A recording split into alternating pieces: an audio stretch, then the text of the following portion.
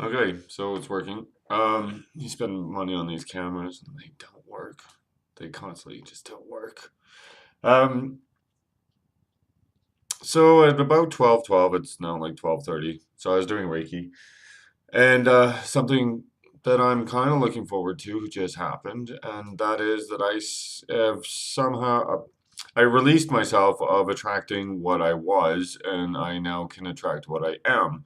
Now, what that means is that the last 8 years of my life, where I've been dealing with my shadow, dealing with all of the trauma, the suffering, the pain of the things I didn't know I was attached to, has kind of come to an end.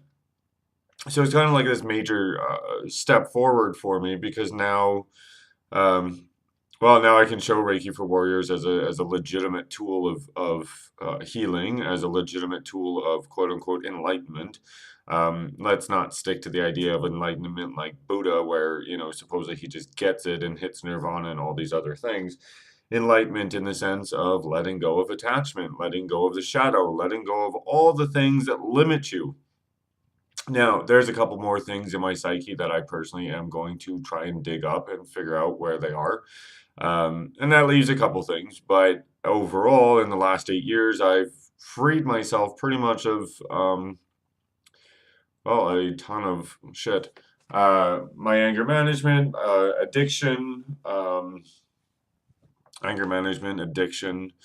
and your basic emotional suffering. And the funny thing is that the more I've released, like when I first started doing this back in 2010, um, one of the things that actually came up for me was that after a certain emotional cleansing or letting go of an emotional attachment, my equilibrium got a lot stronger. I was a lot more adept at balance, at catching things, and catching things mostly, not so much balance. I've always been good with balance, but I was always that tall, awkward kid at school. So when gym class came, I hated it because I didn't have coordination. I was always like, somebody threw something at me and it would like, I'd be like, whoops. And then, of course, came the, kids teasing you and taunting you and whatever. But after I released a certain emotional issue, which frankly I can't remember anymore, my equilibrium kicked in. My ability to catch things quickly, and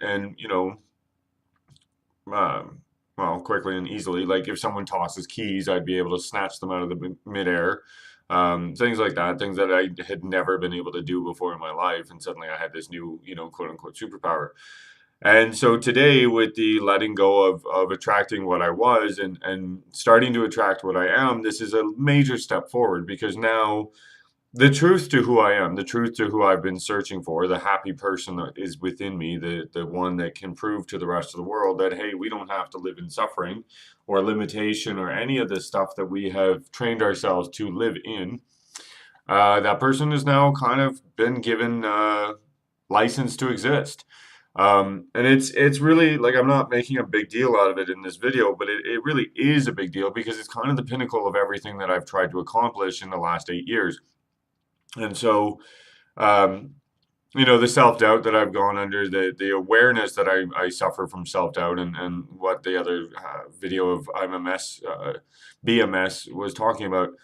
And now kind of letting all of that go and kind of allowing myself the process of sitting in that mess and etc. kind of was the last stage to saying, you know what, fuck it, I'm done. It's over. I'm not going to hold on to this. And I've been living in this city in Edmonton, Alberta, Canada, and I've been wondering, like, why did I come back here? What was the reason to coming back here? And really, this is where my childhood was, and so a lot of the things in my childhood that needed to be addressed and needed to be dealt with had to be dealt with in the sense of me literally being back in the city where it all began, where it all started to turn into something amazing, and then where it turned into, where I ran away from. And so coming back has basically made me face a lot of the things that I probably never would have thought of or faced, simply because location, location, location. And again, today, ironically, at 12:12, I don't know the numerical value of that, like the 11:11 10:10 thing.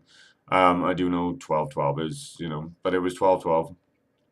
when the epiphany happened in 12/12, when I looked at my phone and all these things.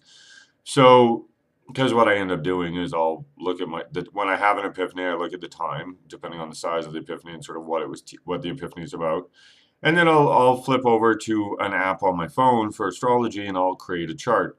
And so that's where I kind of figured out the timing. Anyways, I'm babbling, but this is exciting because this is the pinnacle of um, my growth now, because now my growth is going to be centered around actually growing and not just healing. So I'm kind of done with, uh, done with dealing with the Jason of the past, the Jason that was, with full of self doubt and so, all of these things that created opposition in my life. And now moving into the Jason where it's more about the love, it's more about attraction, it's more about positivity and happiness and these things. Now that said, I still work in the 9 to 5 reality, so some of my stuff is going to be tainted by the ability of not being able to make others see or act or be the way I am.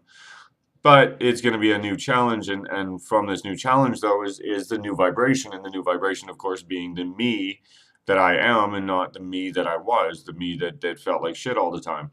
So hopefully we'll see what happens from here, but mark it on your calendars and pay attention in about 3 weeks, 4 weeks from now, when I've gotten out there and been doing more interaction with people and the videos, and you'll start to see there's this motion upwards instead of this kind of sketchy up and down all over the place, kind of thing. Anyways, exciting times, exciting things. We'll see where it goes, and so stay tuned.